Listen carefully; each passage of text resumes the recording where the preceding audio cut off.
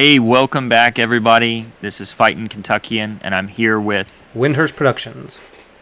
And it's been a minute since we've graced your ears or maybe polluted them, but we're glad to be back. We unfortunately, with life being out in the field, everything else that goes with it, me and Windhurst. I know he had some busy days there. We just couldn't link up and connect for the last little bit of August there, so we're getting our August episode in September. But we just wanted to kind of get back to it as quick as we can, and hopefully we'll be pushing out another episode here at the end of September. In this episode, episode 6, we wanted to talk about painting miniatures, and we wanted to break that down. Is that a chore, or is it a stress reliever, or is it both? And so, without further ado, we'll kind of get in here to the next section. So just grab your spear and your shield, your musket, or your belt-fed machine gun, and join us on this episode of On Patrol, Painting Miniatures, a Chore or Stress Reliever. So Windhurst, take us into the next section. Thank you, Kentuckian. So like every episode, we want to try and start our very first section with alibis, caveats, and piggybacks. As Kentuckian said, this August kind of got by us. I had travel in the beginning of the month, and by the time I got back, he was in the field, living the dream, being all he can be in the Army. And so it just didn't work out for us as far as getting an episode together. But yeah, we're here now, and we've been thinking about you guys and reading your comments. One small piggyback from last month's episode, for episode, I think it was episode 5, comparing bolt action and chain of command. We got a little feedback from Two Fat Lardies. Actually, they commented on one of our episodes, on that episode, and they just wanted to highlight that they do a lot of events in the UK specifically. It seems like Chain of Command and other Lardy games have a very strong presence at a lot of the conventions here, and with the convention tempo in the UK, you can probably find one of their events about every 2 weeks or so, they said. Obviously, being both Americans and most of our experience being in the United States, Yanks, dirty Yanks. We talk from that point of our experience, so we appreciate them reaching out and letting us know that might be something. It's a little bit of a blind spot for us. We just missed, but your mileage may vary. The people, the statistics for our episodes, people around the world, predominantly in the U.S. and the U.K. So some of you might be in areas where like, oh man, Chain of Command's everywhere, and there's no bolt action, and other people, might have the opposite effect. Kentucky, you have any alibis, caveats, and piggybacks you want to throw in real quick? Yeah, one on that is I just, I really enjoyed that they reached out, and it means a lot that they even listened to us and gave a crap, I guess, of what we thought, or maybe they didn't, but the fact that they would just help us out and say, here are some things, that they do. So it's really good stuff. Like I think Windhurst said, I think mileage may vary. We come at it from the, mostly the American perspective, so it isn't. I haven't found it as prevalent as, BA. So I think we did get that a little bit right, but I think, again, it depends on where you're at and the proximity of the world, and, where your location is, and hopefully you get a good group. We both, again, I enjoyed the game. I really look forward to it. And just like I said in the last episode, I think there is, a decent representation of Chain of Command in America. You've got Travis with Tabletop CP that I think is one of the reasons I found it, years ago, got into it. You can go on the forums. You can see their Lard days with their funny names. I mean, there's a lot of good stuff. And just like I said, one of the players that kind of even was getting me back into it was James Rogers here in Nashville, Tennessee, always just hosting games of it and everything. So there's a lot of diehard people for it. And yeah, we definitely thank them to reaching out to us. On the alibis, caveats, and piggybacks, I wanted to kick it back to you because I wanted you to include, you've been doing some traveling, and I think you did some cool trips here recently. Where did you go?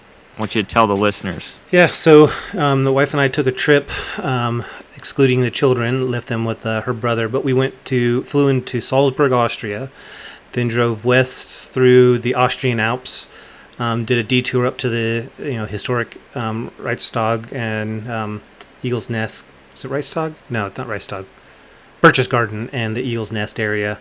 Then into Liechtenstein, and then into Switzerland. Just part of the world.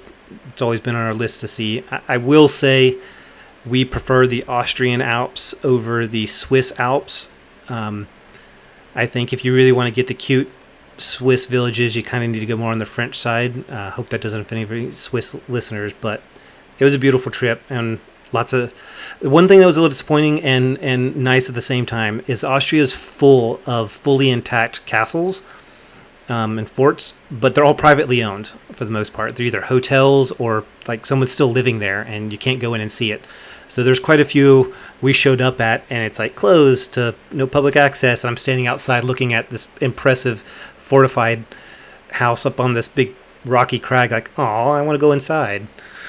But it was nice to see so many still intact, from a history standpoint. Did you get? I know that you had the wife with you on the trip. Did you get any kind of like wargaming, like see a shop or anything? I always try to make like a sabbatical or just like when I'm Google mapping my place and my wife's with me, I'm like, oh, we happen to go across this game store. It's crazy. Do you care if I go in for 5 minutes? No, she'd always be down for that. I do research looking in the cities, but most when we travel, we normally avoid big cities. So a lot of the cities we were in didn't have game stores really to speak of, or if they did, they weren't in the old city, which is where we, as tourists, were mostly spending our time. The closest thing to hobby stuff was there's a good military museum, Austrian military museum in Salzburg. And so I got a lot of good research for the. Oh, I saw your pictures of that. World Those War looked Austrians. awesome. Eventually, I'd like to add them to a collection. And then my boys, especially my oldest, really loves Pokemon cards. So I always try and find at least some game-related stores and get him something, a different language, add to a collection. But there weren't really a whole lot of wargaming stores along our route, so I don't know if it's real popular in Austria. And if anybody's in Austria or has been to Austria and knows of any good areas, give them a shout out in the comments. I'd like to know about them. No, good stuff. Good stuff. So I wanted you to talk about that because I wanted the listener to know when they think of the slogan, be all you can be or aim high, right? I wanted them to have that perspective. So Windhurst has been gallivanting around Europe, doing awesome things, taking leave, enjoying, talking about the Alps and just seeing castles. And, along with that comes air conditioner and, decent meals and all of those good times. And unfortunately, I'm one of the main reasons why we couldn't get the episode out in time was I was in a field exercise, a 3-week field exercise in the middle of fields out here in western Kentucky and Tennessee with the mighty Air Assault Division. And a lot of great baby wipe baths were had by me. A lot of good, face paint and dirt and mud and great experiences nonetheless, but mileage may vary. And I thought about that the entire time while I was out there. And, I came back and saw your amazing pictures and just like, man, that seems like a great time.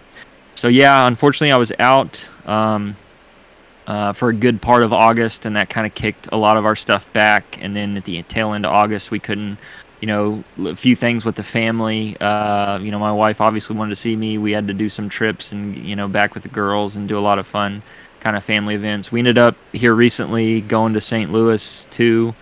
Got to stay the day down there, 2 days, and, see all those great things with my family. And again, I tied in a wargaming store, the Miniature Market, they've got 2 stores there in St. Louis area.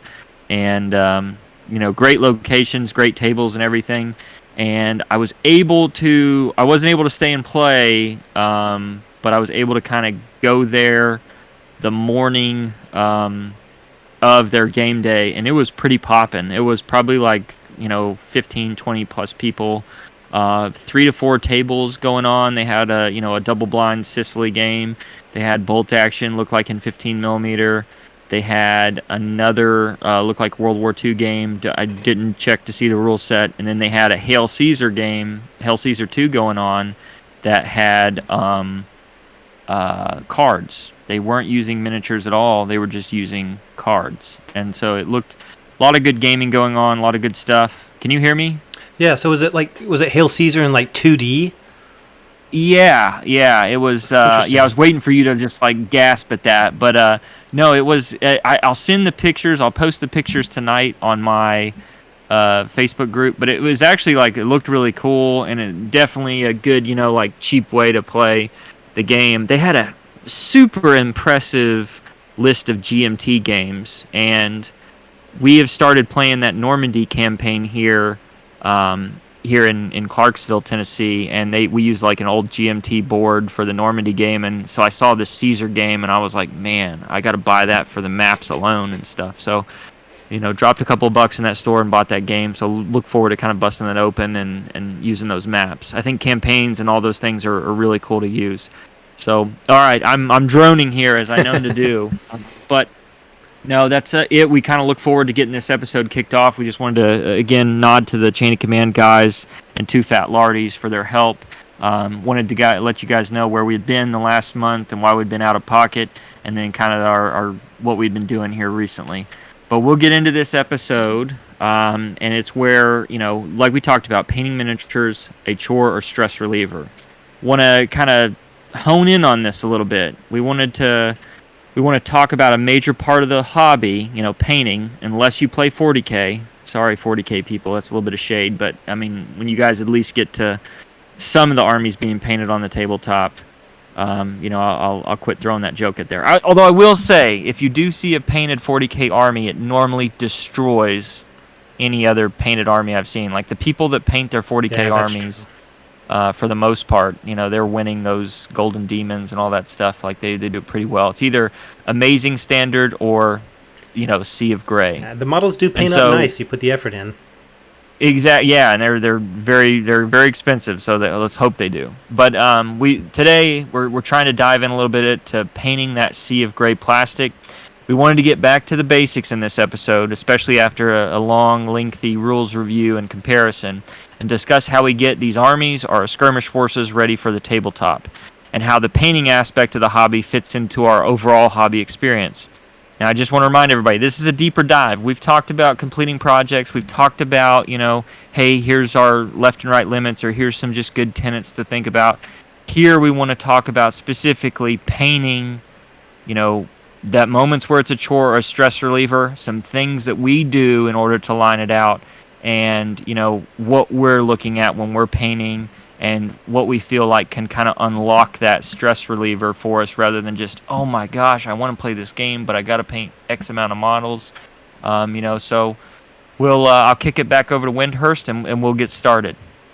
Thanks, Kentuckian. So the first section in this, when you're thinking about, is it going to be a stress reliever or a stress inducer, is your workstation, where you do all your painting and your crafting and hobby stuff at. It's a very key and important aspect of this portion of the hobby, and one you should not overlook, and that you should take some time to think about your workstation. So we're going to talk about our workstations, what works for us, and why, and then later we might go into areas that even we feel like we could improve it. So we're going to be talking about like size, the location relative in our house, kind of the lightings we use, where our paints and brushes are all stored. Do we use magnifiers, water pots, wet palettes, things like that. Even to like the kind of time of day and what's going on in the background. So with that, Kentuckian, why don't you start off with like the size of your workstation? Tell us about your workstation. Okay, I've gone back and forth, and I've gone through everything, right? Where it's a kitchen table, you got to put it away at night, and or hey, you try to use your game table, and when you're not playing, you're able to do projects, but when you are, you throw everything out. I find, right now, the good size of my workstation is I use a TV dinner like table, Walmart, $20. There's a wider one, so it the big long army painter. It's like 2 feet by, like 18, 20 inches or something. It fits completely on the table. It normally gives me enough space to do everything I need to do. I'm able to have the lights. Most of the paints, I'm up on that at the same time. And I can put, I've painted my bolt action Hungarians on there. I've painted, 60 Romans at a time on there. So that's kind of like enough to have my paints laid out with it, the models really close to it, the whole force and unit I'm looking at, and maybe even a little bit more to help give me some kind of forward lean on it. But that's what I think is kind of my optimal size on my workstation. What about you? Yeah, well, so for me, pretty much I've always had a dedicated space. Now, sometimes that dedicated space is a dual purpose computer desk painting area where I can like move my keyboard and have a space to paint. But over the last probably 7 or 8 years, I've got one of those like hobby rotary gridded mats, that you can kind of cut into with a knife and it won't damage the table underneath. It's 18 inches by, let me see what the number is, 12. Is yours an army painter as well? No, it's some just generic. I think I actually got it at the craft store a couple bases ago. I think, or some craft store. But yeah, it's like 18 by 12. And so like that's my minimum size now. I make sure I have desk space that can fit, and as long as I have at least that amount of space, I feel like for the painting specifically, for putting up the models I want to work on, and my palettes and things like that, that's kind of like my minimum comfort zone. And I mean, that's given you enough. Like you've painted a unit or two of Saxons or Normans at a time, as well as Yeah. like 5 cowboys. So Oh yeah, that's yeah. I can fit several units waiting in the wings, if you will, on the side of that, and have my main ones I'm painting in the middle. Especially if I have extra table space for all the paints and stuff. But even if I only had space for that mat, I could fit the and I'll go more into that. But that's for me kind of the minimum size. got it. So next, talking about location. So you were saying you use kind of like almost sounds like a mobile table. So does your location change? Tell us about your location. It used to. It mainly stays up here now. But in the past, when I've had sometimes me and my wife have like watched a TV show or something where I'm kind of loosely following, and I can take it into a family room or something like that.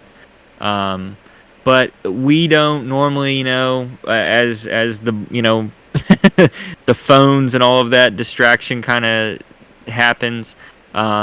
Even when we're enjoying a movie or something else like that, it's kind of okay. Well, I don't want to be here and not into it, or maybe I've asked too many times. Well, who is that character?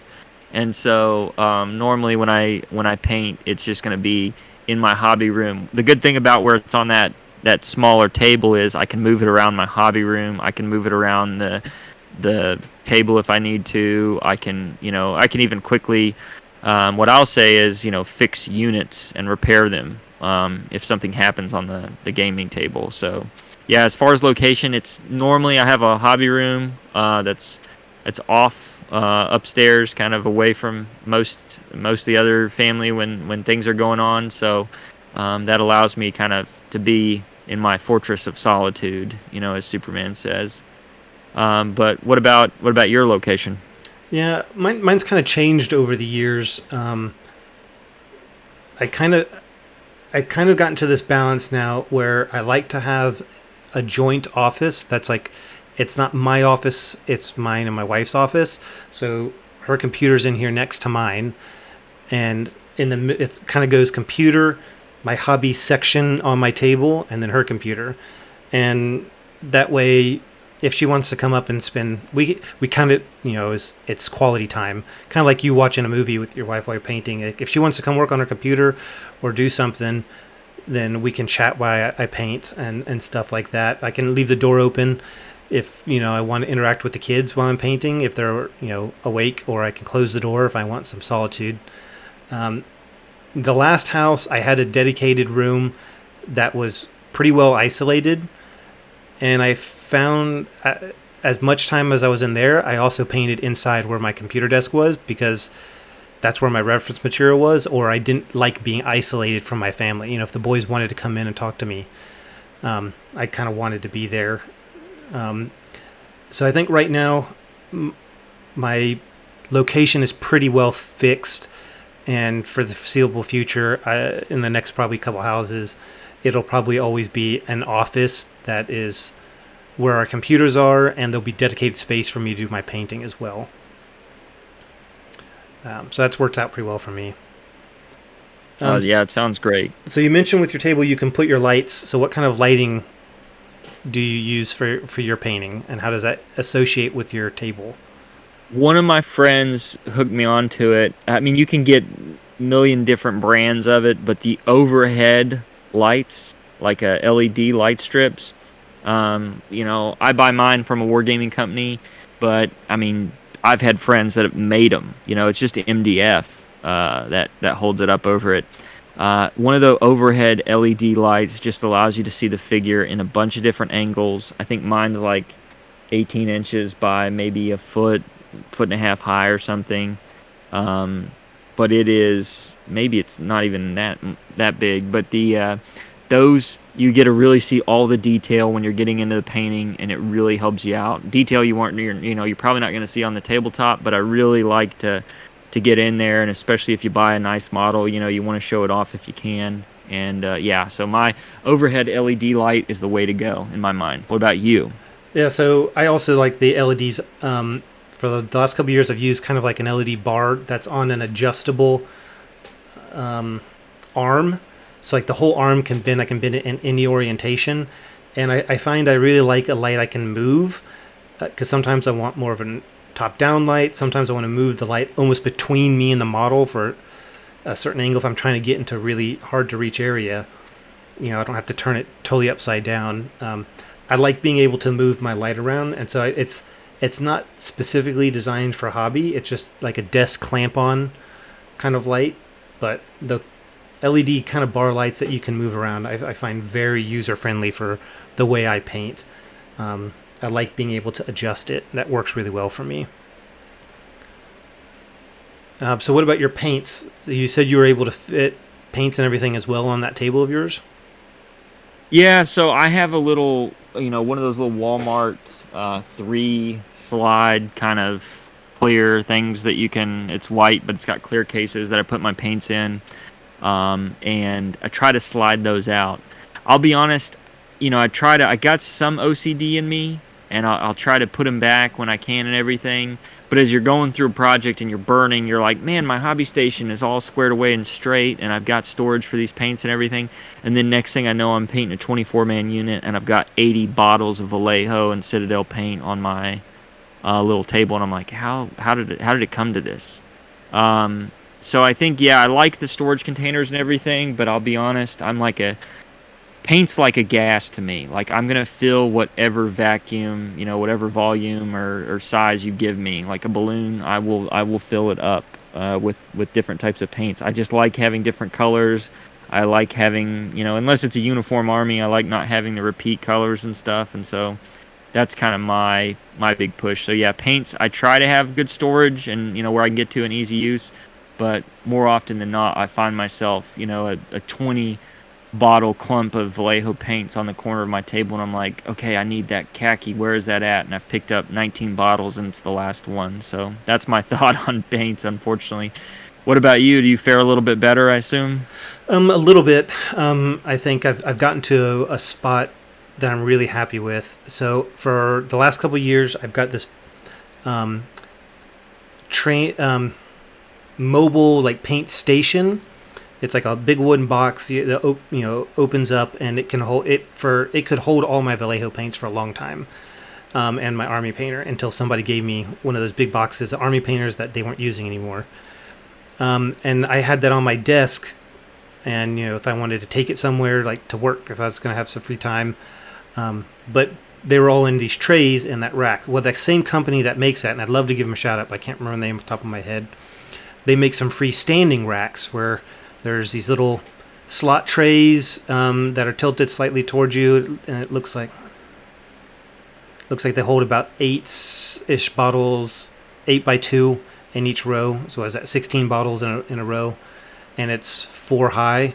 Um, I had them all there, and that was great because really the only paints then on my table were like if I'm doing batch painting, I would only have the batch ones on the table, and then they'd go back in the rack, and the next ones like. But now that I have that huge box of Army Painter speed paints, those have taken over that rack because I tend to use those a lot. I use the traveling case, and I actually have a makeup bag. I found this really nice, just kind of matte black, soft shell, kind of rectangular makeup bag, and that's what I took paints on my deployment. And I actually found, wow, this really stores these bottle paints perfectly. It's even got spots for makeup brushes, so it holds paint brushes.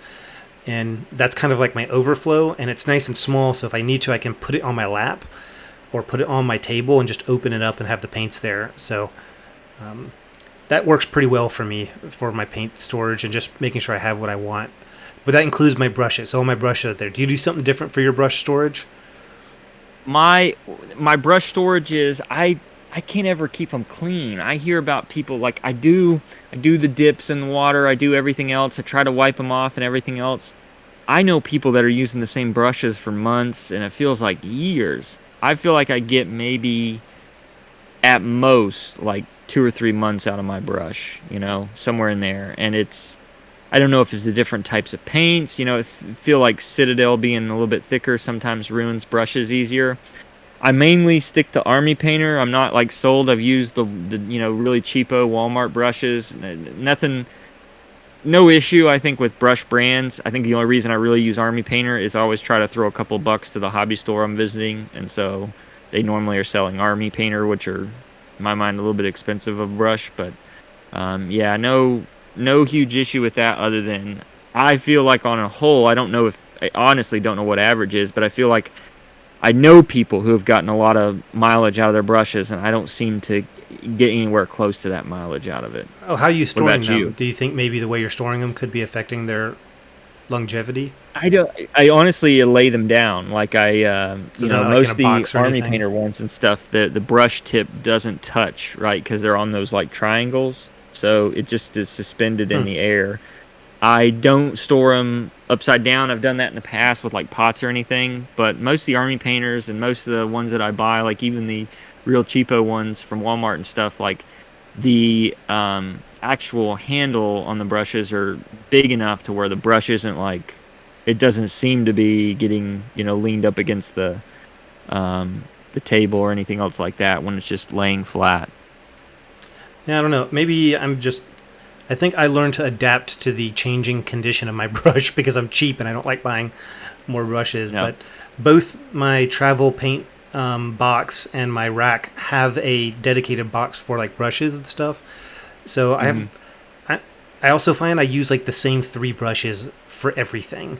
I've got like my detail brush, I want to put a little bit thicker brush, and my like dry brush. And I kind of stick to those 3. So the rest of them are just in storage, in where my paints are stored in case I need them. Um, Yeah, I think that's how. What's the average that you get out of a brush? I'm curious on that. I mean, I bought some new brushes at Historicon in April. I think I had bought one brush the year before. I'm still using it, but the last time before that may have been a year or more. Um, the worst damage I see to them is like the very, very tip of the finer brushes will get a little bit of a curl to it, and I just kind of adapt my painting style to accommodate that little like shepherd's hook at the end. Um, I don't know. I've tried to be better about my brush care, but usually that only lasts like the first couple weeks. It'll be like, oh, I just finished a big paint session. Let me go rinse it in the sink with some soap. But yeah, that's too much effort, and that doesn't last very long. But Same. and my brushes vary as well. I don't usually get like the cheap craft brushes for my detail brushes. I'll usually either get a hobby grade brush or like a painter's grade brush for fine ones, and they seem to last fine. But Yeah. I don't know. It's weird. But I don't think it's either of our storage that's the problem as far as this topic is concerned. Next, I want to see, do you use any magnifiers? I don't. I've used some in the past on 15 millimeter. I had one that like held the model. It had like a little claw with it. And it was only like for command stands and stuff like that. I don't, as of right now, my eyes are, I feel like, decent enough, or I can at least blame that on crappy painting. Like, I don't want to be able to say I had a magnifier and like, what was my excuse that I missed this spot or got it wrong? So I don't. Do you use magnifiers? I don't. I have tried. So someone who was getting they had gotten into like the 40K side and then decided it wasn't for them. So I have like a pair of Citadel like glasses, magnifying glasses. And I've tried painting with those before, but I just like you. My eyes, I'm young enough, my eyes function well enough that I just don't feel they're helping. And I've also tried like a table one magnifying with, it was specifically designed for soldering, for holding wires for soldering, but it's very similar to what you used. And I've tried painting with that, but I think you have to learn how to use that tool, because I just found it kept getting in my way of the way I like to hold my model and turn it. So there is space on my desk if I wanted to use one or wear one, but I just don't get any added value from, kind of like you were saying, like my eyes work well enough at this point in my life. That might change. If I started really going so. heavy, and if I started 6 millimeter real heavy or something, I might switch, but not as of right now. Yeah. So what about water pots? What do you use? A copper Kentucky cup with a horse on it that's had a lot of bourbon in it before it's now dirty paint. And real salt of the earth kind of stuff here. Nothing crazy. What about you? Have you ever drunk from it on accident? A long time ago. It got downgraded.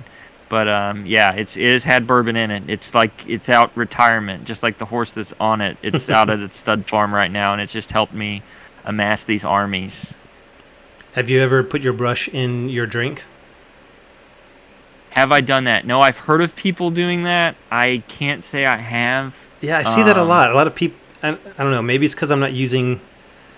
Well, I'm trying to think. Like, I'm either drinking out of a can or, like, I'm drinking bourbon in a glass that I can see exactly what it was.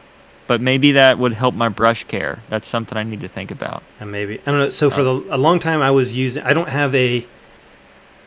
I haven't had like this is my long-standing what I've been using until getting here in England. So for a long time I was using paper cups, like the kind you get for like rinsing your mouth out and stuff in the bathroom, like those. And I would just wait until it got a little like waterlogged and then throw it away and get a new one, because it didn't take up much space, and I liked that. So talking about this, I liked having something that didn't take up a lot of space to hold water in. But at one point, I had gotten the kids a set of Peppa Pig like plates and a bowl and a cup. So and they've outgrown them. So I have these 2 Peppa Pig little drinking cups that I'm never going to mistake for something I would drink out of. And they're like ceramic, they're they're designed for kids to drop and not break. And so I was like, you know what? I'm going to repurpose these. So I've got 2. One on my paint desk, and one goes with my travel stuff if I ever take it anywhere. And the Peppa Pig bowls I use when I'm basing and flocking stuff. So I just kind of... You heard it here first, kids. Peppa Pig dining room set is what is the expert mode for painting. Yeah, so I just kind of repurposed them, and they've worked really well. So we'll see how many years they last. I mean, it might be 20 years down the line.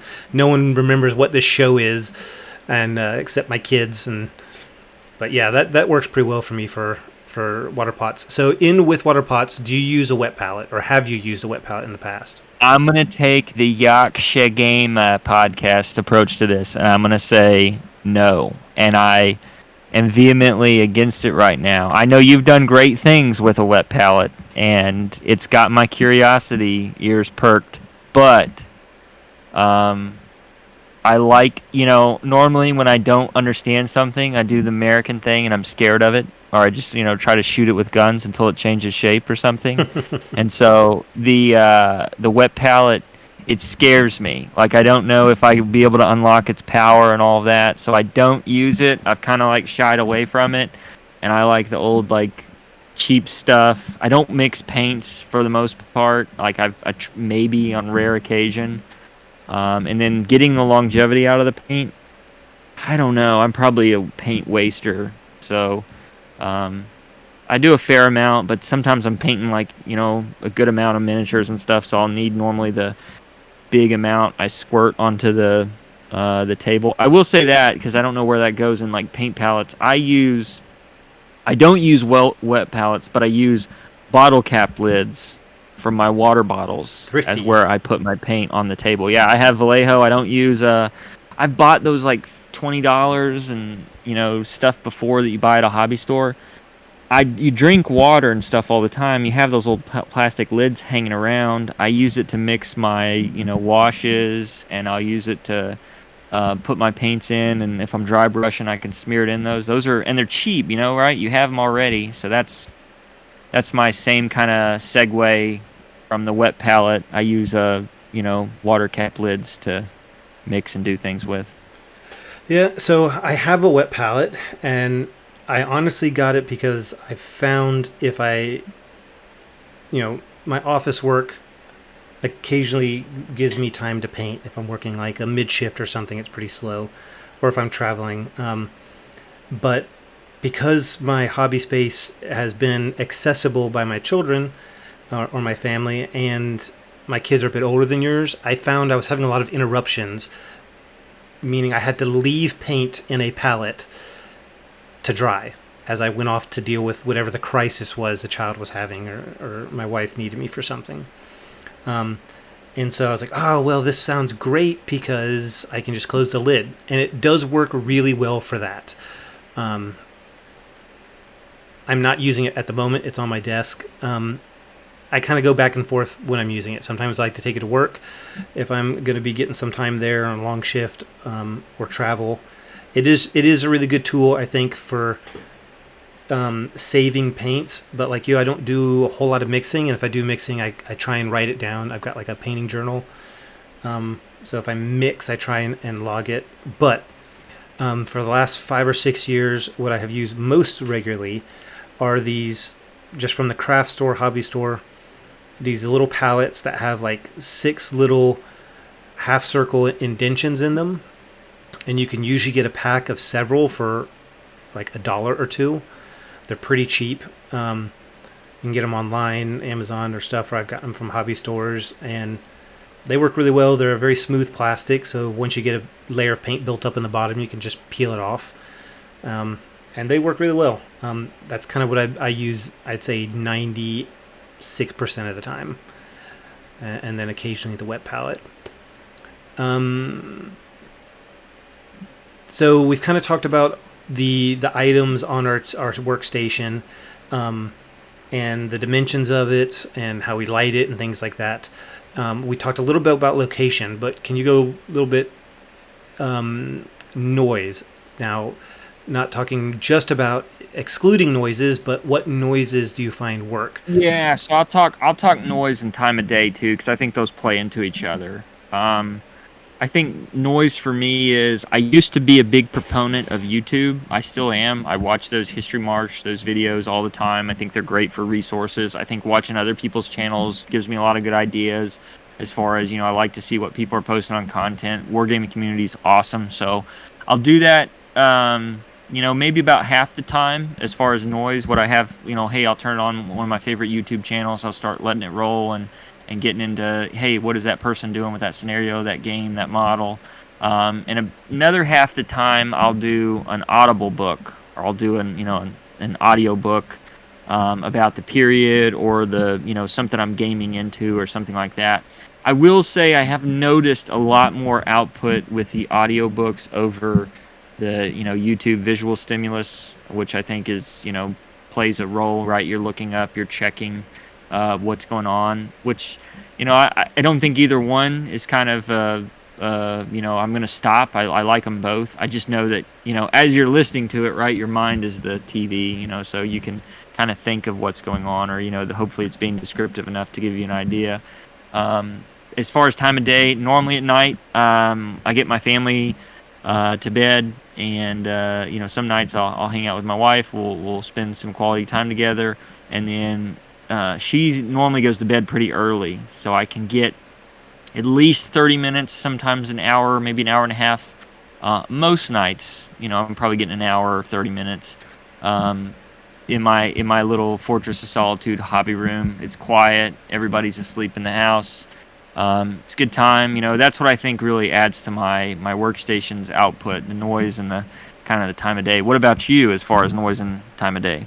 Yeah. So for noise specifically, I'm kind of similar to you in that um, I often find myself looking at my YouTube subscription feed and being like, oh, that would be a great thing to watch while I'm painting. So I don't watch it whenever I'm like killing some time. I save it for when I'm painting. And it tends to be things I don't need to watch so much as listen to. I have tried audiobooks. So between those two, quite often though, I'd say easily half the time, it's just silence. And not that I need silence, but I'm also one of those weirdos who doesn't listen to music when I run. I just listen to myself. I just think about things, for wargaming or whatever it is. I just let my mind wander aimlessly as I paint. Um, and I can also carry on conversations. So if my kids want to come talk to me or wife wants to talk to me, I can do that just fine and paint. I think that's why it's worked really well, keeping my area kind of accessible in the house. Well, I'd say the silence is probably therapeutic to some ends. I mean, I listen Yeah, to definitely. podcasts Yeah. too and stuff like that, but yeah, no, that's interesting. And I might have to try the silence, and then I'll want to like play, you know, heavy metal after that because it'll weird me out. Yeah, I think I'm very comfortable with my own thoughts. Um, I know not everybody is, and sometimes having that audible distraction is more important than just being left to your own thoughts. Um, but it works for me. And so the time of day really, because of I don't have any noise reduction needs, time of day is very flexible. Now that my kids are at the ages they are at, with the youngest is about to turn 6, I find I can pretty much comfortably paint any time of day I am not at work and I don't have some other commitment. The kids can entertain each other and themselves. They play really well together. So if it's a weekend day, I can paint during the day. I tend to get most of my painting done though after they've gone to bed, simply because I like to be an involved father. Um, and Yeah. then I alternate nights. Some nights, wife and I will watch something together, a show we're binge watching, and then other nights I'll go and it'll be just paint. My wife acknowledges that like painting is like my happy place in a Hmm. way. So it's fine for me to take time.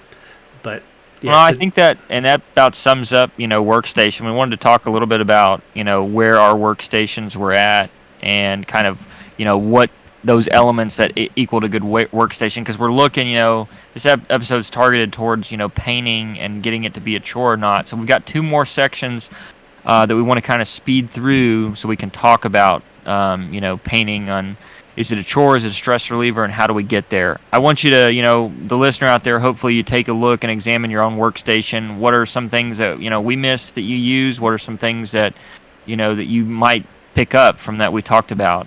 And without further ado, I'll kind of go into the next section talking about detail. And, when you're painting something and you're stepping out and you're going to, hey, start knocking out a model or an army or a project, first question you're asking yourself is, what am I painting this for, right? Is this tabletop or museum quality? Like, what am I trying to get a game in the next week this needs to be done? Or is this a project where I don't maybe have a time, restriction? I want to give it my best effort, whatever that is. So, kicking it back over to you, Windhurst, when we're talking about detail now on and what you're aiming for. I know we both go in different directions of this. I think I've never done a diorama. I know you have. But, quick kind of analysis of what is your kind of average painting for? What are you looking at? yeah, so I'd say my average by far is tabletop, with the small exception of I'm a little OCD in that if they've modeled the detail, it's got to get painted. I'm not just going to hide details that have been sculpted on the model by just painting it to blend in with the background. So yeah, it's generally always for the tabletop standard as far as what kind of level of detail I'm going for. I think I would agree with myself. I think I'm not, one of those amazing painters that, tries to do 3 or 7 layers of highlights. I'm looking for tabletop. Now, if it's a command figure or something like that, I'm probably going to spend a lot more time on, which, every army has a handful of those. Or if they're small model armies, I might try to spend a lot more time on, because I know that, I can fool your eye if I've got 100 models on the table, but if I've only got 15, maybe I need to, I'm Yeah, going that's to kick fair. this up a little bit to get to play the game. So yeah, I would agree with you. I'm the same. As far as painting for fun or for a purpose, normally, what you're painting for, and if you have, the palette cleaner, palette cleanser projects, or do you need to finish this for your army? You find yourself, do you like, are you skipping along through the meadow, or like going to like different things and being like, I just want to paint this, so I'm going to go after it? Are you pretty well, hey, I'm locked in, I need to get this army finished, and here's what I'm going to go? Where do you find yourself as a painter, Windhurst? So I always have my main project and then at least one, if not two, side projects on my paint table. And those side projects are specifically that. They're my palette cleanser. They're the fun thing. They might be a fantasy or sci-fi couple models. So like right now, looking at my table, I've got a unit of Normans. So that's my main project. I'm painting them because the end goal is what I want. I want the army. Next to those, I have like the very last of my Western figures, and I have a handful of samurai, and like those I'm painting for fun. They're just a skirmish force. It's never intended to be an army. That might change, way down the road, but it's just like I got a little extra paint. I just want to work on something just to kind of mix it up. I've batch painted, all 24 of these Normans, so now I'm going to work on one of these samurai models. Um, and I've painted like that, I think, for like the last 10 years. That's worked really well for me. What about you? Yeah, same as far as palette cleanser. I'm trying to, like, I kind of hone back a little bit on that. But do it sparingly enough to, just like you said, break up the monotony. But I try to guard against going down rabbit holes. So I'd say we're pretty similar on that. As far as, where do we consider ourselves on detail? We talked a little bit about this on tabletop. Are we brand new or experienced painting veteran? I'm going to be honest. I'm probably, been in the hobby for decades, I feel like. I know I have at this point, and been painting since a kid. Not very well, even even now, I consider myself. But I would say there's so much to unlock with painting, and there's things that, I'll kind of tie this into the next question and ask you your opinion is, I think I'm more on the greener end. I don't consider myself a veteran. I think, there's things that people do where they can mix and they can paint. I look at pictures. I'll try to get it if I can close. But man, I really have painting guides. I don't really mix. I like the handrails of pictures and things I can look at and trying to match something or get it close. When you take that out from under me, I feel kind of lost out in the woods alone. I like to be able to, hey, here's a goal of what I'm trying to go at. I'm really jealous of the painters who, don't need anything, have enough ability to experiment and go off in different directions and kind of mix and match. That scares me, and especially with mixing paints, if I can never get it back to there, no matter if I write it down or whatever the case may be. So I consider myself probably, the hobby, and I think most people might consider me a painting veteran. I would say I'm not as good as the who we all know are the veterans that are actually out there and just amazing painters, and then what they can do with, experimentation and those things. What about yourself, Windhurst? Where do you see yourself on that scale? Well, I kind of feel like we're the same, though. I would challenge you. I think we are experienced painters. I wouldn't go so far as to say we're veteran, but we're experienced in what is our end goal. Troop morale, we're experienced. Yeah, we're not veteran, but not brand Right. new levy. We our goal isn't painting display quality models, and I feel like when you put your effort in on your command models, they look really daggone good. And I've got a few character and command models that I'm very proud of, much more so than the rank and file. I would say I am very experienced in the techniques I know and I'm comfortable with. So, and this kind of goes, I think, into the next little bit about experimenting. I don't really use painting guides too much. I'll use maybe a reference photo for historical models so that I'm at least painting things relatively historically correct. Um, like on these samurai, never painting something like that before. I was like, what kind of colors are realistic for that period is more where, and my concerns lie in. But when it comes to like there are lots of techniques out there I'm not familiar with. I've seen people layer skin tones and just like they call it like wet layering or wet blending. And it's like I don't know how you do that. But when it comes to the techniques I do know how to use, I feel like I can get a lot out of them.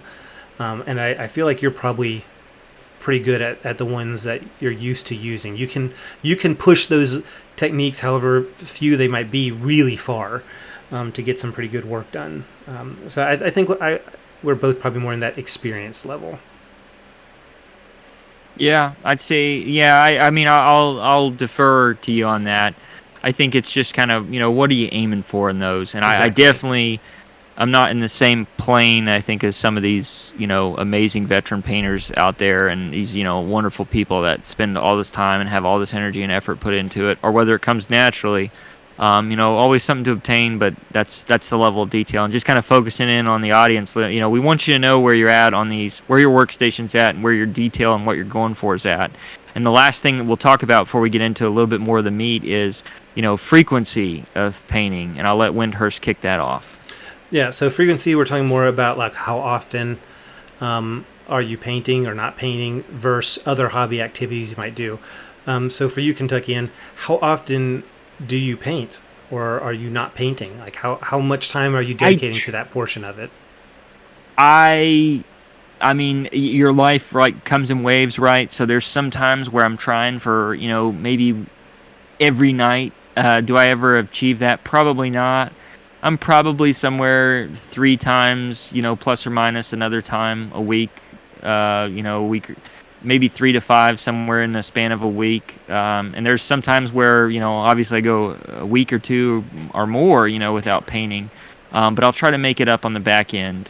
So yeah, I'm pretty frequent, I would say. Not religious, every day, almost if I try to though. But I would say pretty frequent. What about yourself?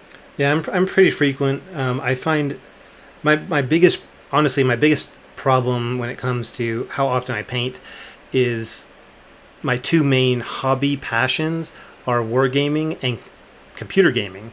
And so sometimes I have to choose like, wow, I've got a couple hours here. Do I want to spend it gaming or in the computer or painting? And just I kind of bounce back and forth, but I find I have the time to paint almost every day. Sometimes there's a show I really want to watch with the wife, and we'll just spend the whole evening binge watching episodes. Um, but I think because of my work schedule, and that's one thing I think that's real different is most of the time I'm not getting up super early. Like my schedule fluctuates, so I can usually stay up fairly late after the kids have gone to bed. So I usually almost every night can get some painting and some other stuff done in the evening. Um, Yeah. so So it's you got most days, right? yeah, most It'd be days I can rare get that you some get it. work on it done. So in No, line that's good stuff though. with time, for your hobby time, do you find you have to choose between either gaming or getting ready models ready, assembling and things like that, or painting? Are you limited? I think so. I think I am now. I think I didn't used to be, but I think when you have a family or you have, a very intense job, and stuff, jobs ebb and flow sometimes, hopefully, and your work does.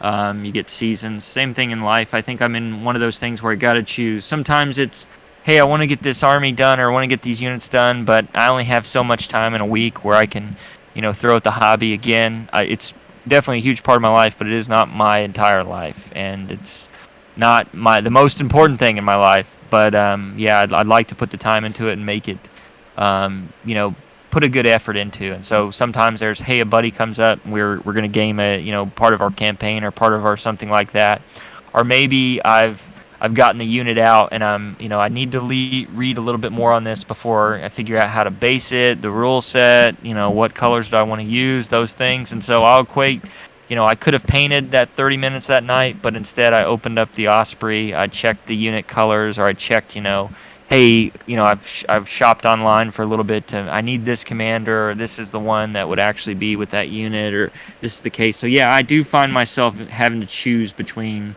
the trinity there of gaming prep work to include research and assembly or the painting. What about yourself? Do you have to choose sometimes as well? I don't think as much. I've been able to find what works well for me, and I know we talked about this in our big projects. Is I like I like to put a whole bunch of my models together in one big go.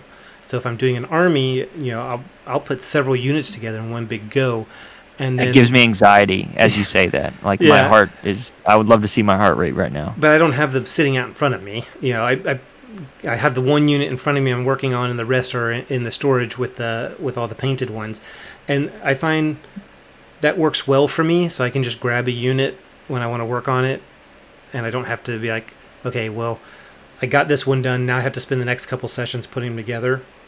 I dedicate one session to putting a lot together, and then I can Hmm. spend the rest painting. When it comes to other prep work and research, if I have a physical copy of a book for it, I'll throw it in my backpack. If I've got downtime during the day when I can pull out a book or read or something, in air traffic, we have a lot of hurry up and wait, which is something here in the military a lot.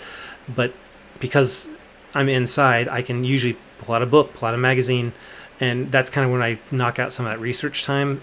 So I don't feel like I really Do have. you do you hear this, listeners? Like I was gonna let the first two go that he was just rubbing in my face, but he was like, "Yeah, I don't have to get up in the mornings a lot, so I can do these things and where I'm inside and I've got some downtime."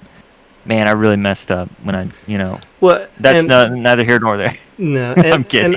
I would say I'm very lucky, especially where I'm at now. The ops tempo where I'm at now is slow And enough to he's give me a lot stationed more in time. England. He's stationed in Wargaming Mecca. This is unreal. I'm trying not to rub it in Continue. on you, but we all chose Continue. where we. I would say my circumstances are a lot were out of my control. I definitely did try for the army initially; it just didn't work out. But that's a story for another time. Yeah. But yeah, I Well, don't keep really. going with no. I like your thought where you do have that time, and then you're probably more mindful with your time. So like, hey, I know I have a printed book while I'm waiting for some, thing to get worked out at work, or while I'm some issue or I'm waiting on a plane or something. You can pop that open, and then you're just maximizing your time. Well, that's more time you get to spend with your family. It's more time you get to spend actually putting the hands on the project. So that's good stuff.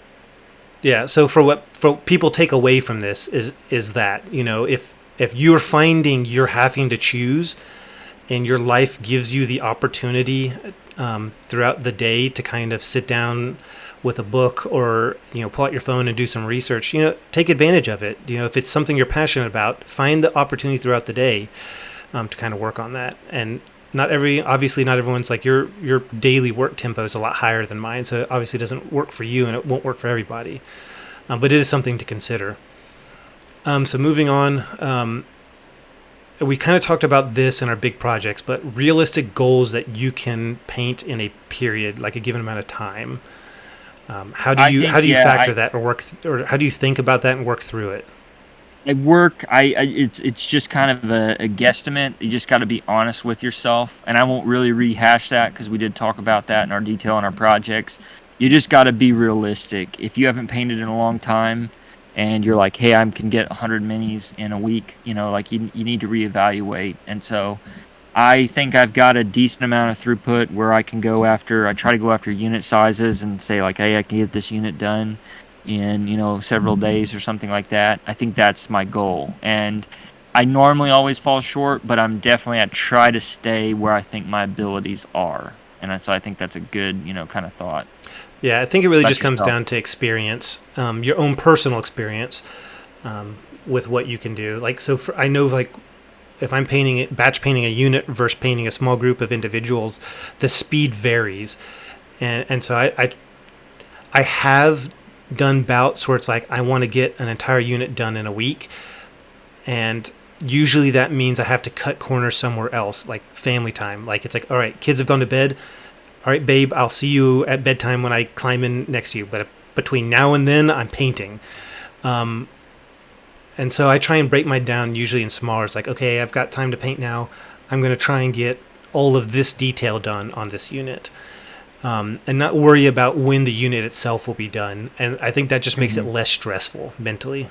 Yeah, no, I agree. I think that's a good kind of thought on So that as well. segueing then, do you find you need to take breaks in painting, or how do you find coming back from an enforced break, like going into the field and getting back into the grind? I think these two tie in. So like the issues and breaks in painting or projects kind of running out of steam or changing. I think those kind of are another they hit frequency right in the chops. And so I feel like it doesn't make me run out of steam, especially with a force break. And if it's a long time, it's like, hey, no issue on trying to get back to it. I needed a few days with the family and some other things like that. I think I'm more or less burnout, is a real thing you got to fight against. And so there's no issue with that's, probably is a good thing of why I wouldn't paint every day.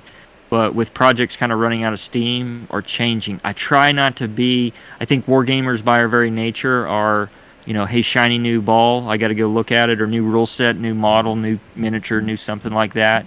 I'm gonna go buy a, $200 or $300 of that, and it'll sit on my shelf of shame for 5 years. I try to be very mindful about those things. Not to say that I don't suffer from all three of those, but no, coming back from the field has given me the motivation. I think I good for painting rather than getting burnt out. I think aiming small and missing small too, with a project being, hey, here's my next rung. That helps me kind of stay on track rather than looking at the overall or looking at how far I need to go. But no, what about your thoughts on, force breaks and painting, projects running out of steam or changing? Do you have any issues with that or concerns on So frequency? sometimes, usually for me, if I kind of break it down this way, I'll have project breaks and then hobby breaks. So like the Normans, I haven't worked on the Normans now for probably a month or so, and I've been painting regularly, but I was like, man, I really got to get back into this project because I really want to have it get it done in a reasonably timed manner. And so I did find a little bit of difficulty being like, all right, I got to do it. And so finally, what I did is like, all right, I'm just going to make myself put them on the table because I had finished a unit, and I didn't get out another one. I had moved to some side projects to, just to palette cleansers, but then getting them back out, and so now I'm working on them. So sometimes I run into issues with that, but breaks like vacation or military time away, I haven't found, like you said, I'm motivated. It's like, man, I can't wait to get back, see the family, and then sit down and get into that hobby time and just like decompress. It's a good decompressor for me.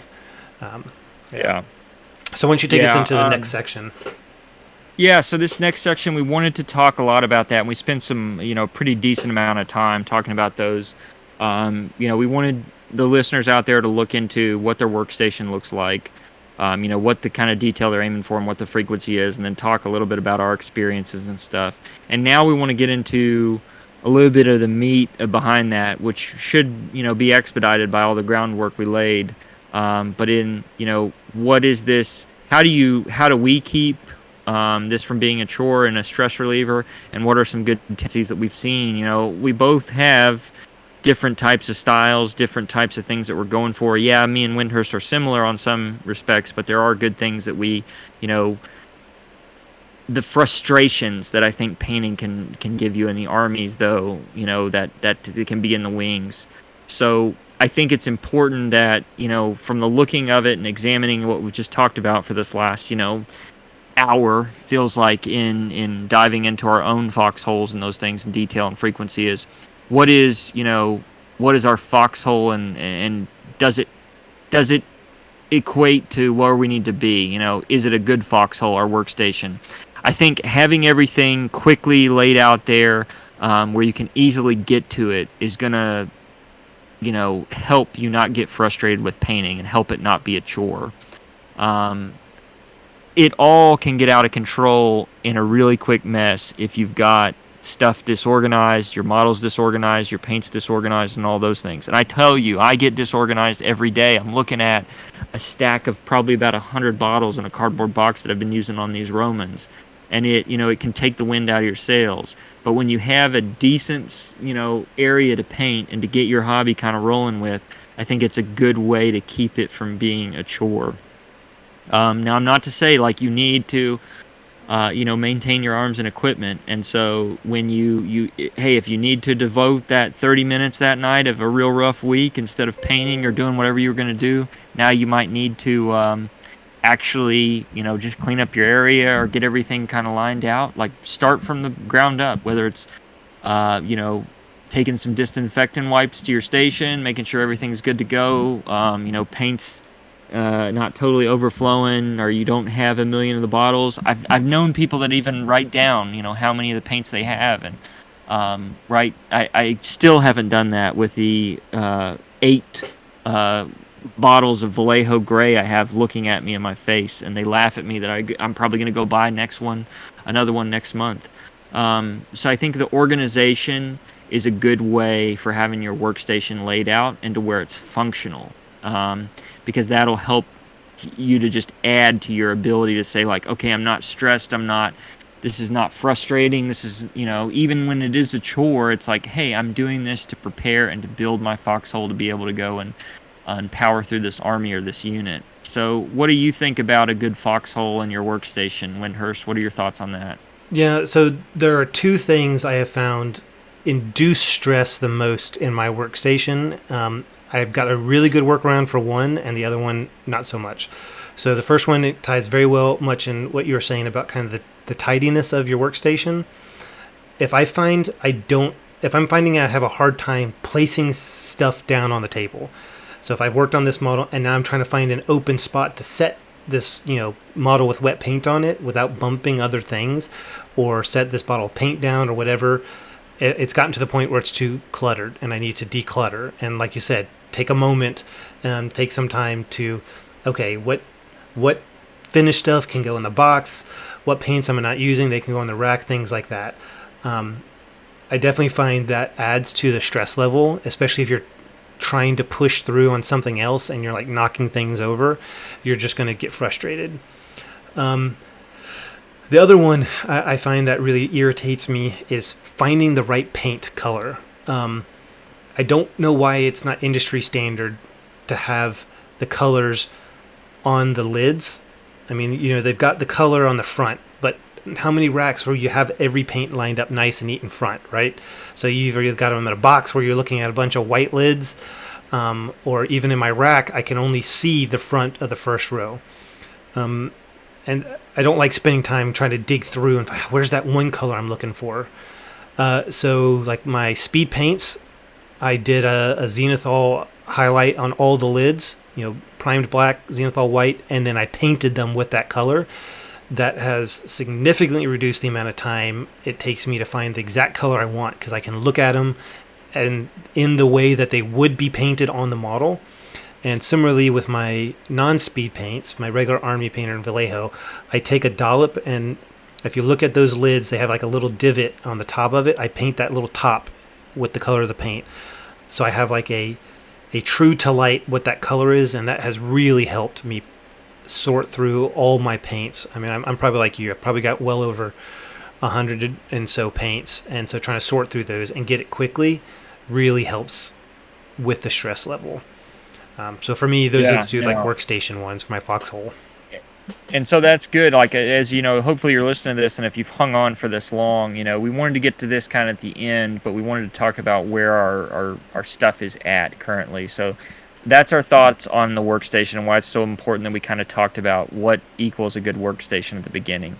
Moving on to the next one, we wanted to make sure when we talked about frequency, make sure you know your limits and keep pressing on them, but never push them beyond, frustration and burnout.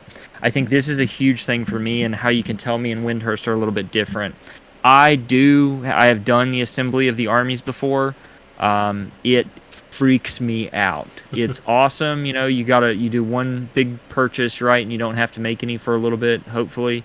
I'm more of the lines now where I do that still to some degree, But as far as assembly goes, I might assemble a division or a good section of the army or something before I start painting on it, but I don't need it all assembled.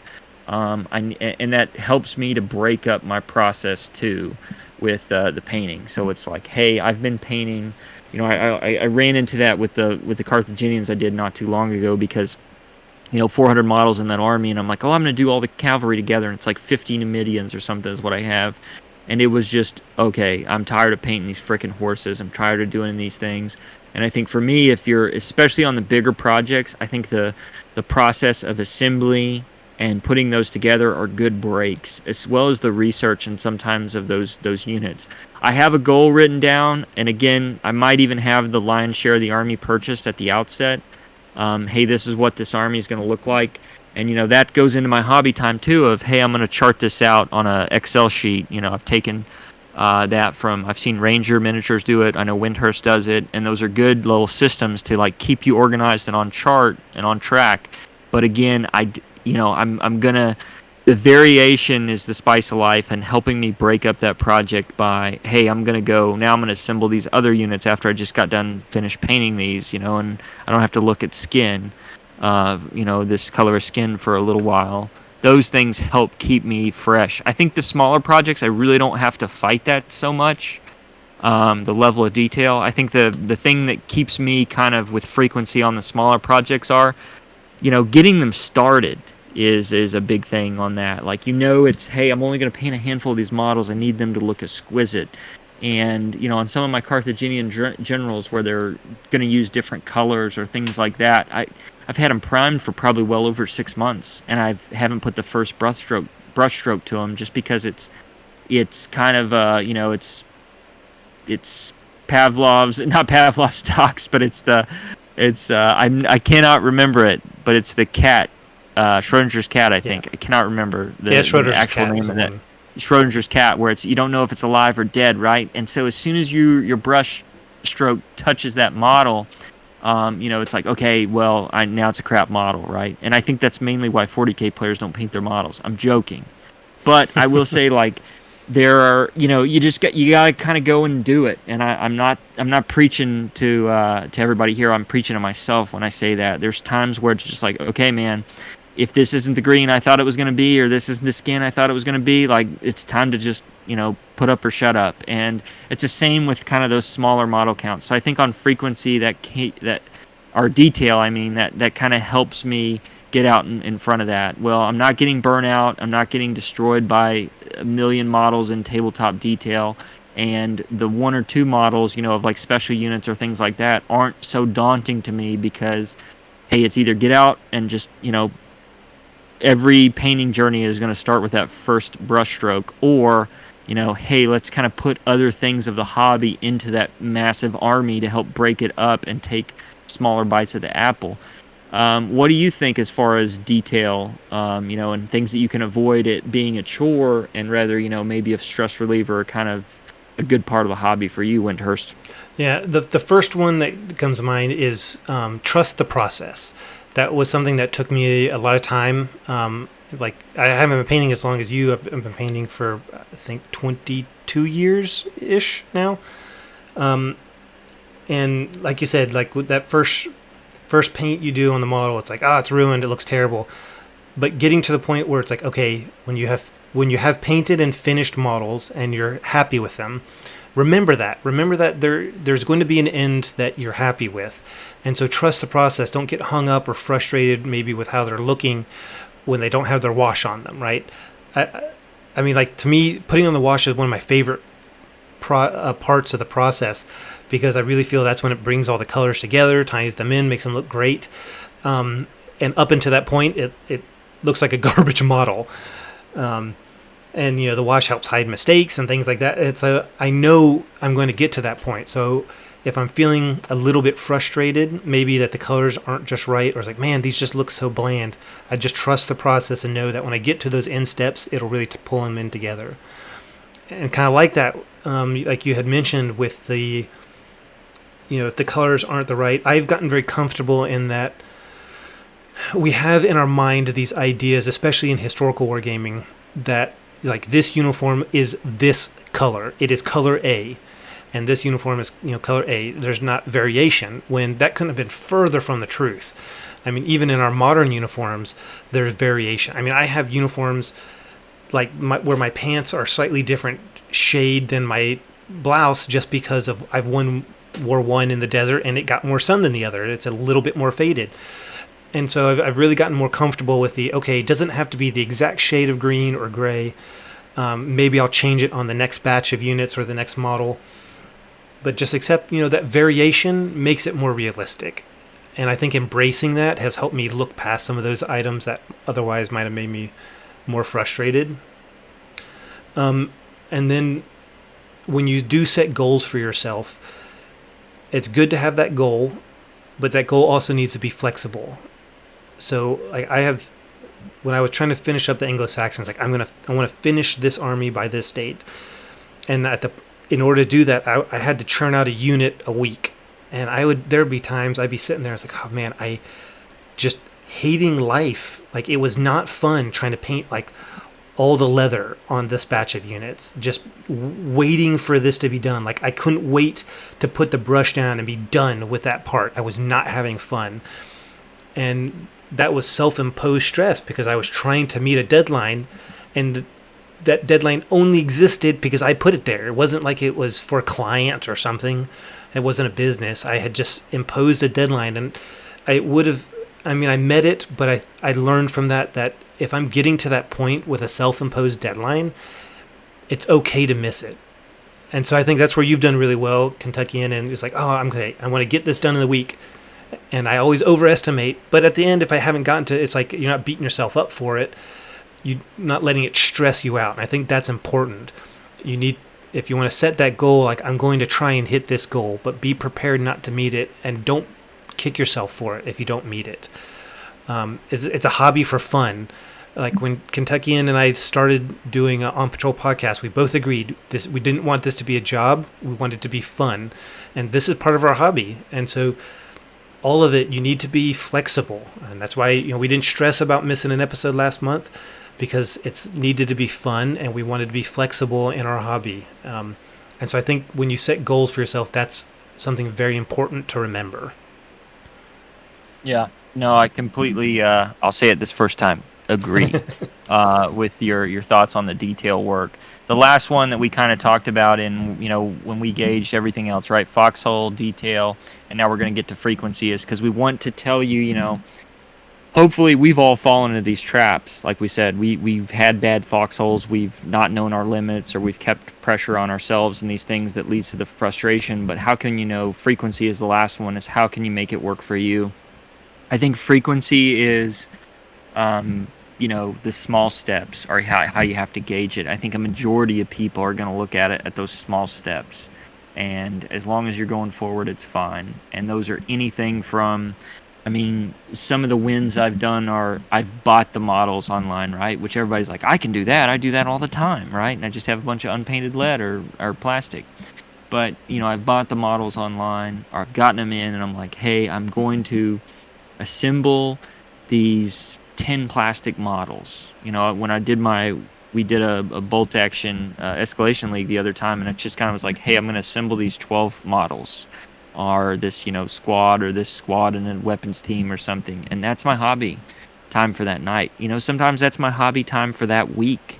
That's not a big issue. The hobby's got to be a hobby that works for you. And so frequency with whatever it is, and especially in painting, has to work for you, and those small steps are it. There's been a lot of times where it's, okay, if I have a unit, what's an average war game unit, 10 to 20 guys. If I have a unit of 10 to 20 guys, tonight, all I am doing is belts. All I'm doing is the brown shoes or sandals that they wear, and belts, and, jergens if they have it, or, maybe it's rifles tonight. And that's it. Maybe it's, a helmet, maybe it's a skin tone, maybe it's just the wash that night.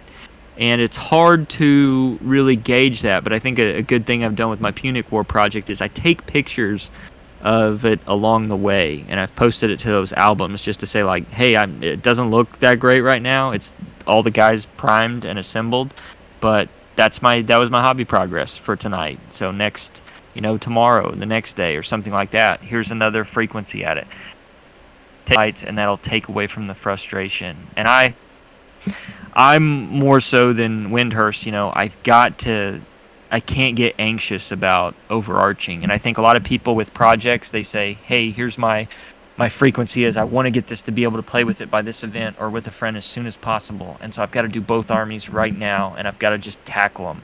And that's going to lead to nothing more than burnout or, you changing horses in midstream. It's hard to keep those projects and those painting steps on track if you're not being true and being honest with yourself about what you can put in, and then you're not looking at kind of small goals to get you there.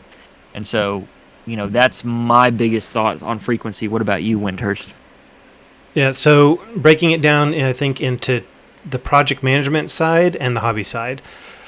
So ultimately, it's unless you're doing this for a business, this is a hobby. And hobbies are meant to be something that are fun and relaxing, and they give you something to do that you enjoy that releases serotonin.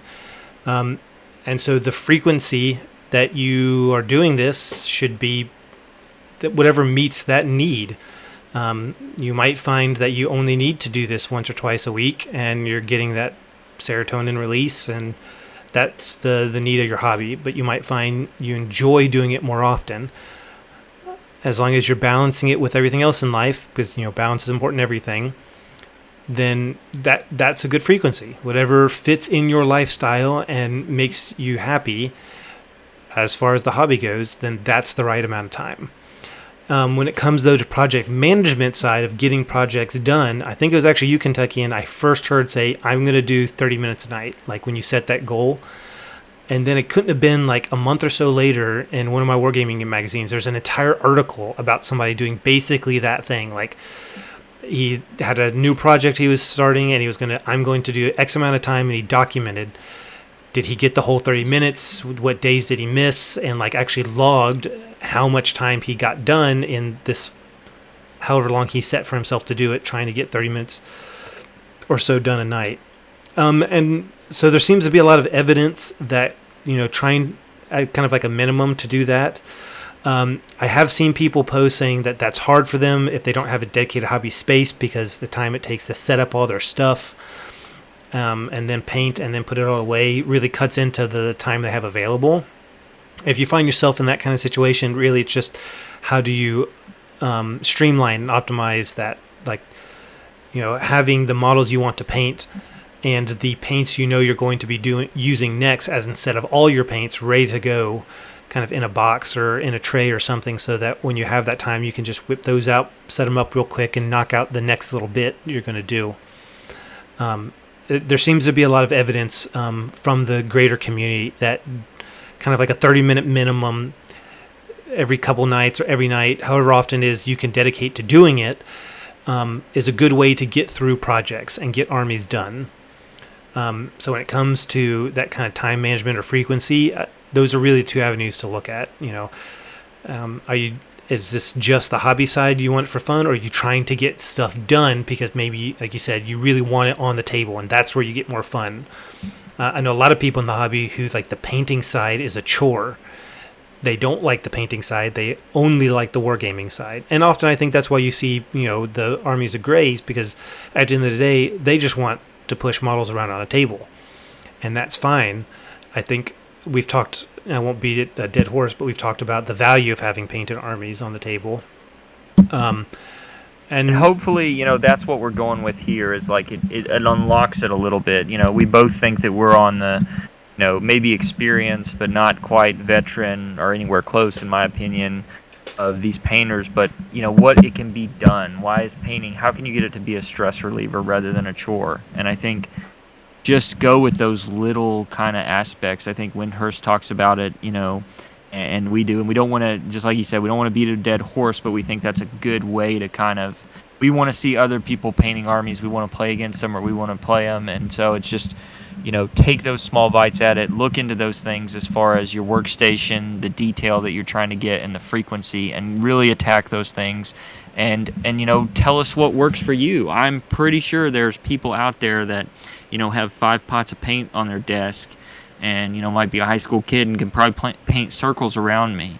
You don't need these things. We wanted to tell you what was in our workstations and what we try to aim for in the first 3 segments of it. But again, we want to be able to fight when it becomes a chore for you. And all of those lines are different on the individual person, but we wanted to kind of help and do a good palate cleanser episode after a long and arduous rules comparison one to say, hey, let's get back to the basics on painting and how we can help and how we can help through our shared maybe misery or learning lessons that we've done as we were painting. But without further ado, I know Windhurst, we've been talking about that for a while. Hopefully that helps kind of implement whether it's a chore or a stress reliever. And I'll kick it over to you for our next section with kit bag. Yep. And what's in your kit bag. Yeah, so just a quick reminder, everybody, kit bag is just where we talk about something that we find useful, tip, trick, tool, or whatever it might be to help us get the hobby done. So in line with what we've been talking about, specifically talking about LED lighting and or lighting for your table. And as we both said, we both use LED lights. I highly recommend any kind of desk, very flexible arm or pole LED strip light. It gives you a wide band of light as opposed to a single focal point, and you can adjust it anywhere you need. And I think definitely having a good light source is a very key in your foxhole and in a good workspace. It also saves your eyes so you can paint much longer without needing those magnifiers. So for me, it's just any really flexible LED kind of bar desk lamp style. What about you, Kentucky, and what's in your kit bag? Yeah, same thing. I like the LED lighting. I have that collapsible table. I like it to where it's movable around. No matter if you live in a 80-bedroom house or you rent an apartment, those things are just great to pop up, have the hobby kind of all out in front of you. As far as the LED lighting goes, the one that I have is a GameCraft miniature company here in Tennessee that sells them, but you can really buy them from anywhere. There's a million companies that make them. I know a lot of my buddies were like, just go buy an LED strip at like Lowe's or Home Depot or or General Hardware store, and then you can put it on any bit of MDF above where you're at, and it'll do the same purpose. But just as what we talked about, what makes the hobby easy, detail easy to see. You feel like you've got nice crisp color on the light going over the model. You get to see all the cracks and crevices really highlight the model and stuff that maybe your living room lights or your workspace lights that don't always do. So I think it's definitely a combat multiplier, and it should be in hopefully everybody's kit bag, or I will advocate that it should be if you're a painter, because it'll truly help you out. No, but that's good stuff for our kit bag. Yeah, what about so last section then, scouting report? What do you got for us for your scouting report? What's coming up on the future? Okay, my binoculars are out, and what's coming up on the scouting report? The Romans, again, they didn't get done by July, right? So wah wah wah. But and they weren't done by summer or before I went to the field. Couldn't rush them. Unfortunately, I missed some of those deadlines there, but I can say honestly that all the foot will probably be done before the week is out, maybe before the night is out. I've got that last unit of 12 Triarii and some Roman generals. I've got 24 horses and guys coming up with Italian allied light cavalry and some Roman equites, and so that's going to be a little bit of a pain, but my goal, and I'll say it out loud, is to get done with them by the end of September. So that's on what's coming up there.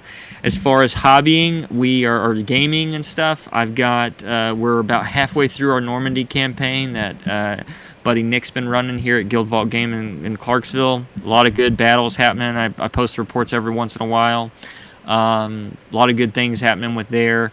Really looking forward to it. We've gotten some other players for Victory at Seas here in a local group. Me and Mark and Nick are gaming with that, and I think some other people will be hopefully joining us soon. But I hate naval games. Can't say that enough. Hate it. I know for all you Brits out there that I didn't grow up with that, right? And most of the states that I was born and raised in were like landlocked, so it just doesn't make my heart go pitter patter. But I'm glad this Wargaming English company has kind of gotten me on to some of these naval games. Really good stuff. I've enjoyed it. I've had a lot of fun. It's a side of Most of the conflicts I wasn't really interested in as a kid and stuff, and so now it's refreshed a little bit of a different look at some of those games, and really enjoyed where we're going with it. Hopefully, too, when I get these Romans done, I'll start playing some Hail Caesar 2 around here. And then the last thing is out on the horizon. Talk to some of the guys at the local shop. We intend to do an event, whether it's a tank war event or a combat patrol or somewhere in between, and even possibly another league kicking off as we go into the fall. So keep your eyes out if you're in the Western Kentucky, Western Tennessee area or within driving distance. We had a lot of good turnout last year, a lot of good people, and a lot of good new opponents and stuff coming. And then with that, that should be about everything that I have coming up. Hopefully, I can get some more games and stuff going in here, and get my way back down to Track and Hold to get some of their games. I know a lot of those guys are painting up some Wild West stuff for the new Two Fat Lardies rule set, so that has piqued my interest. But I'll kick it back over to you, Windhurst. What's on your scouting report? Yep. So I'm back on the Normans.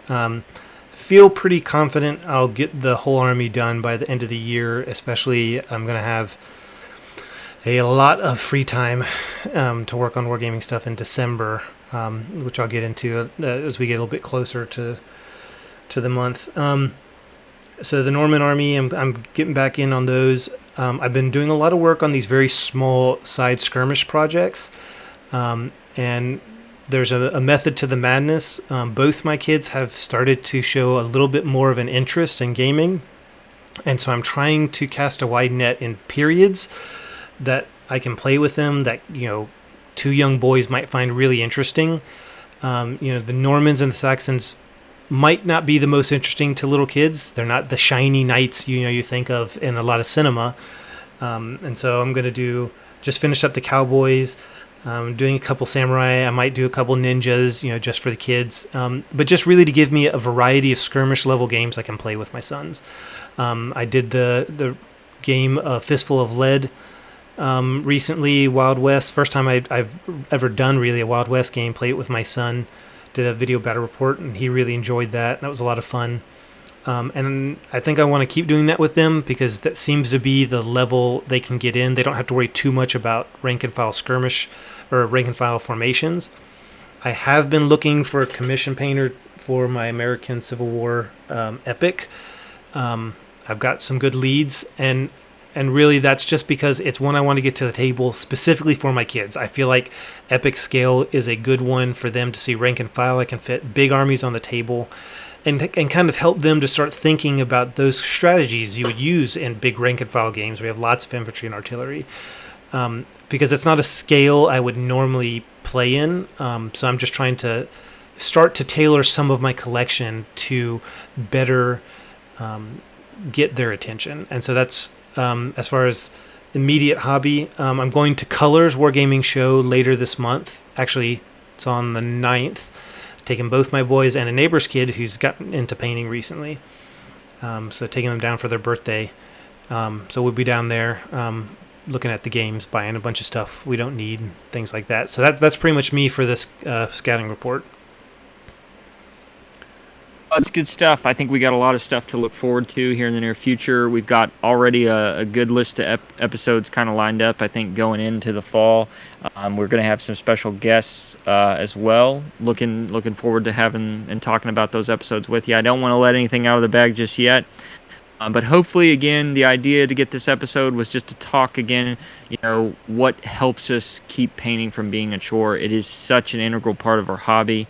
And we didn't want to just do a little bit of a rehash of getting projects done, but we wanted to talk about painting specifically, getting that brush to your hand, and the three things that we kind of break it down as what helps us, and our workstations, our frequency, our detail, those things, and what we can guard against. I think we both have different kind of ways to do it, but I think hopefully you glean something from me or Windhurst, and we look forward to hearing some feedback from you too, because we by any means, again, don't expect to be the end-all, be-all of any of these topics. Yes, we may have some experiences and stuff that we've learned, but we look forward to when people in the hobby reach out to us and tell us about what works for them. So we're really looking forward to having a big alibi and caveat section next time about, how does it keep from being a chore when you're painting, and when you listen to our kind of, hey, workstation, the detail that we were looking at, or the frequency, what other thoughts do you have on those things, and what helps you from keeping it being a chore?